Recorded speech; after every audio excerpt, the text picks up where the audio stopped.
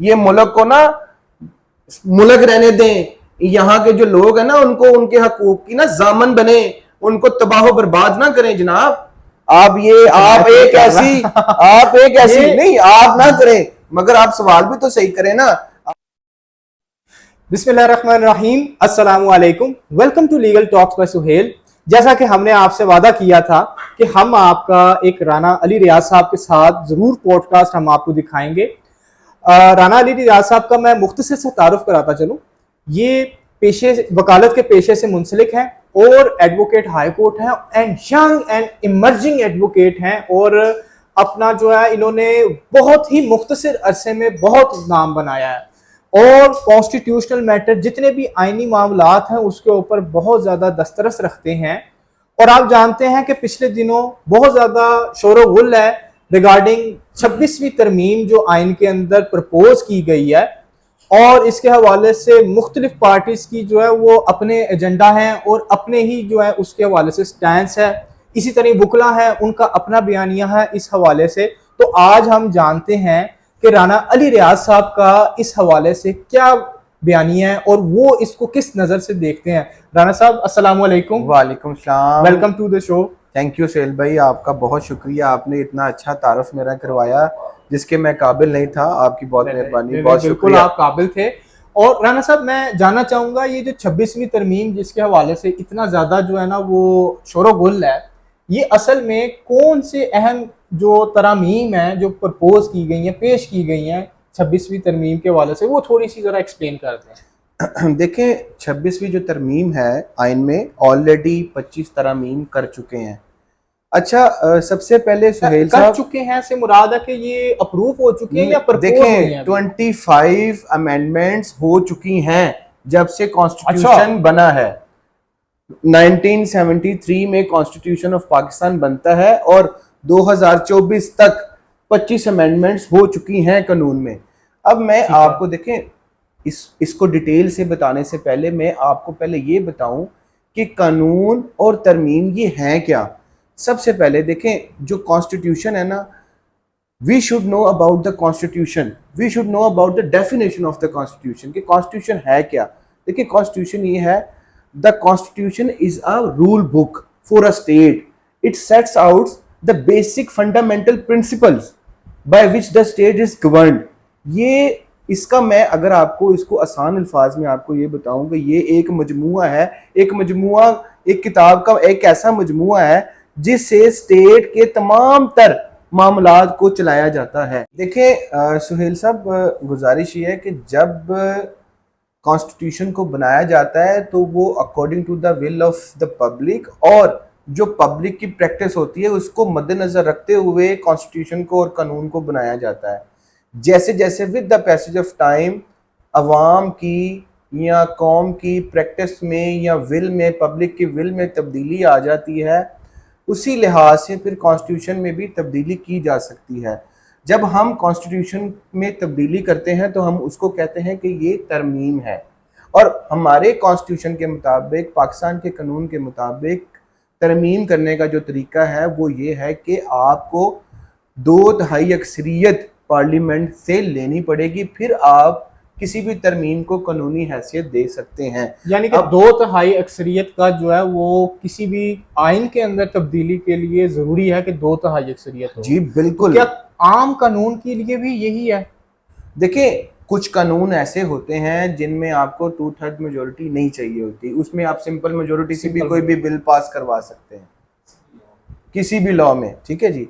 और अब गुजारिश ये है कि आपने जो बात की है 26 अमेंडमेंट की, 26 अमेंडमेंट की जो टोटल नकात हैं वो 56 हैं। 56 ऐसे नकात हैं जो टर्म कॉन्स्टिट्यूशन में ऐड किए जाएंगे।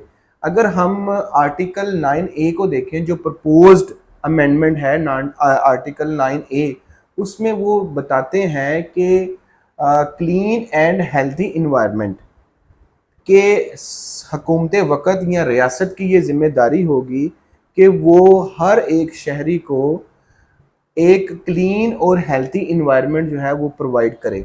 जैसा कि आपको पता है कि लाहौर जो है वो दुनिया का सबसे ज़्यादा पॉपुलेटेड जो डिस्ट्रिक्ट है वो डिक्लेयर हुआ है ऑफिशियली। और यहाँ पे बहुत से मामला ऐसे हैं स्मोक के हवाले से और इंडस्ट्री जो यहाँ पे पोल्यूशन फैला रही है उसके हवाले से। अभी स्मोक भी जो है जी, वो स्मोक की ही मैं आ बात जाएगा। कर रहा हूँ जी, बिल्कुल जी उसके हवाले से बहुत से जो बीमारियां हैं जो मुआशरे में फैली हुई हैं वो सारी की सारी जो हैं वो अगर हुकूमत जो है या रियासत जो है वो अगर एम्पावर कानून में ये चीज़ शामिल कर देती है कि जी हमने अपने हर शहरी को एक अच्छा इन्वायरमेंट, क्लीन और हेल्थी इन्वायरमेंट देना है, मेरा ख्याल है कि ये एक बड़ी खुशाइन बात है। फंडामेंटल राइट्स, बुनियादी इंसानी हकूक हैं, उसके अंदर इसको ऐड कर दिया जी गया बिल्कुल उसको ऐड कर लेकिन दिया। मैं राना साहब आपसे ये जानना चाहूंगा कि ये तो चले जी मैं उसी की तरफ आ रहा हूँ, मैं उसी की तरफ आ रहा हूँ। मेन अमेंडमेंट असल में मैं ये जानना चाह रहा हूँ कि 26वीं तरमीम में किस इदारे को स्पेसिफिकली टारगेट किया गया है? किस इदारे को टारगेट किया गया है 26वीं तरमीम में? देखें 26वीं तरमीम में तो मेरा ख्याल है कि सबसे ज़्यादा टारगेट तो है ना जो वो अवाम के हकूक़ को किया गया है। अब आप ये देखें कि एक इख्तियार था हाई कोर्ट के पास, फंडामेंटल राइट अगर आप किसी का मजरू करते हैं तो आप डायरेक्ट हाई कोर्ट में जाके रिट पिटीशन फाइल करके तो अपने राइट को रिस्टोर करवा सकते हैं। ठीक है, अब ये जो नया वो आर्टिकल 8 है, आर्टिकल 8 तो ये है ना जी कॉन्स्टिट्यूशन का कि कोई भी ऐसा कानून या कोई भी ऐसी चीज़ अगर फंडामेंटल राइट को डिस्ट्रॉय करेगी तो वो लॉ नहीं कंसीडर होगी। ठीक है, वो इलीगल है, वो इलीगल है। अगर हमारा कोई फंडामेंटल राइट डिस्ट्रॉय होता है तो हम क्या करते थे, हम जाते थे हाई कोर्ट में और रिट पिटीशन करके अपने राइट को रिस्टोर करवाते थे। अब गुजारिश ये है कि अब उन्होंने एक शिक की ऐसी ऐड की है कि अगर कोई भी इंटेलिजेंस एजेंसी, कोई भी FIA है, कोई है, पुलिस है या वट एवर कोई भी इदारा है जो इंटेलिजेंस जो करता है, अगर वो किसी भी बंदे को अरेस्ट कर लेता है और अगर वो उसके अगेंस्ट उसके फंडामेंटल राइट के को डिस्ट्रॉय करता है, उसको इलीगली कन्फाइन करता है, अगर वो रिट पिटीशन हाई कोर्ट में फाइल करेगा तो इस जो नई शिक है जो एक समझ लें कि एक मजाक किया गया है सिक्योरिटी रीजंस की बिना जो एक अवाम के साथ मजाक किया गया है कि जी एजेंसीज को आपने इतना पावरफुल कर दिया कि वो किसी को भी उठा के कहीं भी छोड़ दें तो उनको कोई पूछने वाला नहीं है। इसको शेल्टर किया गया बिहाइंड द कंसेप्ट कि ये नेशनल सिक्योरिटी रीजंस हैं जिसकी वजह से हमने ये सारा काम किया है। इस वजह से वो अब ये ग्राउंड ले लेंगे ना कि जी मैं अगर हाई कोर्ट में जाके रिट पिटीशन करता हूँ कि जी मेरा फलाम रिश्तेदार है उसको उन्होंने उठा लिया, इलीगल उठाया, तो वो आगे कह देंगे जी इस बंदे का तो सिक्योरिटी मसला है, ये सिक्योरिटी रिस्क। बिल्कुल, यानी कि ये चीज जो है ना एक तरह से फंडामेंटल राइट्स को इन्फ्रिंज कर रही है। इन्फ्रिंज कर रही है। तो आपको पता है कि आइन के अंदर ही लिखा है कि कोई भी law inconsistent with fundamental rights होगा तो वो इलीगल होगा। तो क्या इसकी डोमेन में कॉन्स्टिट्यूशनल वो प्रोविजंस भी ऐड हैं जो कि फंडामेंटल राइट्स के अगेंस्ट बनाई गई हैं?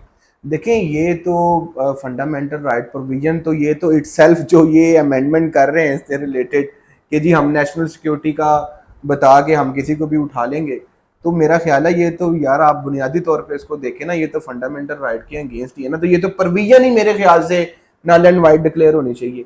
ऐसा अगर देखें नेशनल सिक्योरिटी, आप अगर दुनिया भर के कवानीन का मुतालिया करें तो you will come to know कि जब इंटेलिजेंस एजेंसी भी नेशनल सिक्योरिटी के ऊपर भी अगर किसी बंदे को उठाती है ना तो वो भी जाके कोर्ट को बताती है और उसको कोर्ट में प्रोड्यूस करती है कि जी हमने फलां बंदे को उठाया है।